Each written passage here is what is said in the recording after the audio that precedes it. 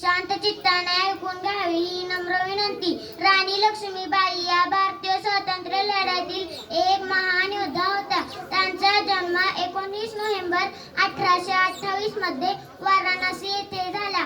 त्यांचे बालपणीचे नाव मणिकर्णिका होते. त्यांना बालपणापासूनच घोडेस्वारी, तलवारबाजी आणि युद्धकला शिकण्याची आवड होती. झाशीचा राजा गंगाधरराव यांच्याशी त्यांचा विवाह झाल्यानंतर त्या झाशीच्या राणी लक्ष्मीबाई म्हणून ओळखल्या जाऊ लागल्या. ब्रिटिशांनी झाशीवर कब्जा करण्याचा प्रयत्न केला तेव्हा राणी लक्ष्मीबाई यांनी झाशीचं स्वातंत्र्य वाचवण्यासाठी शौर्याने लढा दिला आणि भारतीयांच्या मनात स्वातंत्र्याची ज्वाला पेटवली. 1858 मध्ये ग्वाल्हेर येथे ब्रिटिशांशी लढताना त्यांना वीरगती प्राप्त झाली. मैं मेरी झाशी नहीं दूंगी हा त्यांचा निर्धार आजही प्रत्येक भारतीयाला प्रेरणा देतो. शेवटी मी त्यांच्याविषयी एवढेच बोले. चमक उठ्ठी सन 57 में